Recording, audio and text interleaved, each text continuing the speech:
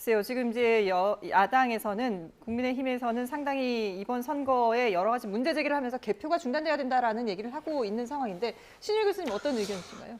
일단은 저는 개표 중단이 필요할 수도 있다라는 생각이 드는 이유가 네. 제가 앞서도 말씀드렸지만 투표 시간 의무일을 연장하는 게 선관위가 사실은 행정기관에 속하지만 독립된 기관이지 않습니까? 그렇죠. 그러니까 대통령도 그건 선관위에서 알아서 할 문제라고 얘기한 이유도 독립기관이기 때문에 그런 건데 근데 이제 문제는 사실 이제 그런 문제부터 시작해서 이게 한두 가지 문제가 아니니까 이게 나중에 결과에 관한 문제에 대해서도 결과에 관해서도 문제 제기가 될 수 있는 상황이 있기 때문에 저는 굉장히 여기에 신중히 조심히 접근해야 된다라는 생각은 들고요. 한 가지만 더 말씀드리자면 사실 민주주의라는 건 말이에요. 결과의 정통성도 중요하지만 결과의 정통성이 과정의 정통성을 통해서 나오는 거거든요. 그럼 지금 이런 문제가 불거졌다라는 거는 과정의 정통성에 의문을 가질 수밖에 없는 상황인데 네. 개표를 한다라는 건 결과를 낸다라는 얘기 아니겠어요? 네네. 그렇기 때문에 그런 부분을 지금 생각해야 되는 것 아닌가라는 생각이 들고요. 한 가지만 더 얘기한다면 솔직한 얘기로 아까 그 선관위 사무총장도 그런 말씀하신 것 같은데 뭐 대다수는 뭐 문제가 없다라는 건데 물론 그렇겠죠. 저도 그렇게 생각합니다. 하지만 인권 혹은 권리라는 거는 숫자에 의해서 결정되는 것은 아닙니다. 그 제가 항상 드는 얘기지만 예를 들면 구테타를 일으킨 세력이 자신의 권력을 위해서 단 한 사람을 이 목숨을 잃게 해도 100사람을 목숨을 잃게 하는 거나 똑같은 거라는 거예요. 숫자로 해결될 수 있는 문제는 아닌데 지금 선관위가 이 사태를 파악하는데 물론 당황해서 그럴 수는 있는데 네.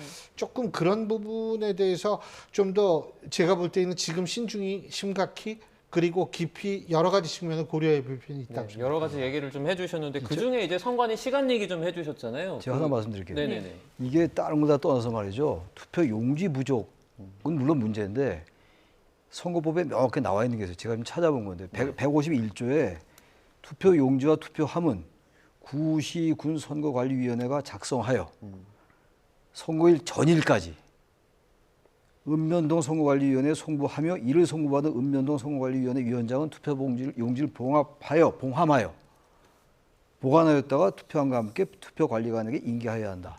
이게 공직선거법 151조예요. 제가 드리고자 하는 말씀은 투표용지 부족 사태는 말도 안 되는 거고 네. 단군 이래 최초의 사태예요. 이건 진짜. 그것과 무관하게 선거일 전일이 아닌 당일날 투표용지 보냈잖아요. 이 자체가 선거법 위반이에요. 이건 아무리 정치적으로 제가 볼 때는 개인적으로 이건 다른 차원의 얘기입니다만 민주당이 이긴 선거예요. 제 개인 생각입니다. 물론. 네. 그 뭐 개표 예측을 떠나서 그럼에도 불구하고 그런 주관적인 어떤 평가, 지향 말고 이건 법률적으로 할 수밖에 없어요. 선거법에 분명히 나와 있잖아요. 전일까지 보내야 되는데 당일날 보낸 거예요 지금. 네. 그러니까 이건 뭐냐면 헌법적 권리 침해예요. 이걸 간단히 볼 사안이 전혀 아니다. 이거 선거법에 관련된 문제다. 그 말씀들 좀 합쳐서 그러면 방금 말씀해주신 투표용지 전날 보내지 않은 것과 투표 시간을 선관위에서 어떻게 보면 임의로 임의적으로 조정한 네, 거. 임의로 연장한 거.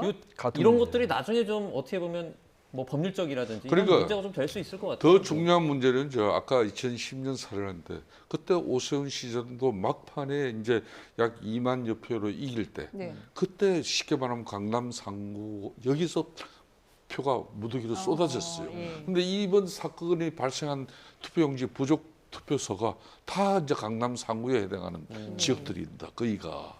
그럼 이 부분에 대해서 오세훈 시장 그 후보 측에서 어떻게 이걸 수용할 수가 있겠습니까? 지금 현재. 의원님 어떻게 아니 됩니까? 이제 뭐 그렇게 말씀하시니까 이제 양적인 비교를 안 할 수 없는데요. 그때는 강남 3구에서 몰표가 나와서 한명숙 대표가 이제 패배하게 된 그런 이제 원인이 됐고요. 이거는 여기 화면에 나오다시피 송파구의 전체가 아니고 잠실 7동입니다.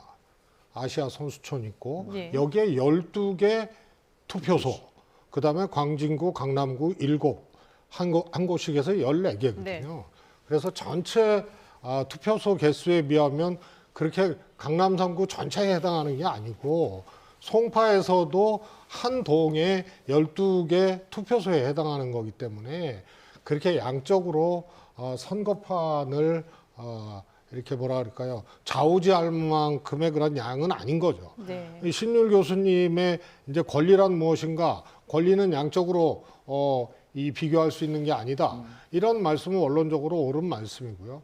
그래서 저는 이제 장동혁 대표의 저 워딩이 이제 심상치가 않은데 선거 무효까지 얘기를 하잖아요. 예. 그리고 바로 중앙선관위 관리를 방문을 해서 항의를 하고 선거 무효라는 얘기까지 하면은 저게 양적으로 그 선거 결과를 이 좌우지할 만한 영향력은 없음에도 불구하고 정치적으로 저렇게까지 가겠다는 얘기거든요. 그러면 결국은 선거 결과가 뭐 개표하고 해서 나오더라도 어느 표 차이로 당락이 결정됐느냐. 그래서 누가 이제 소송을 하거나 누가 이제 법률적인 이제 이 문제 제기를 하게 되면 결국은 이제 이 선거 표 차이, 당락을 좌우하는 표 차이 이것의 영향력을 측정을 해서 만약에 소송을 한다면 그렇게 가지 않겠나 싶습니다. 근데 김성태 의원님 말씀하신 2010년 사례하고는 조금 양적으로 비교할 만한 사안은 아니다. 예, 알겠습니다.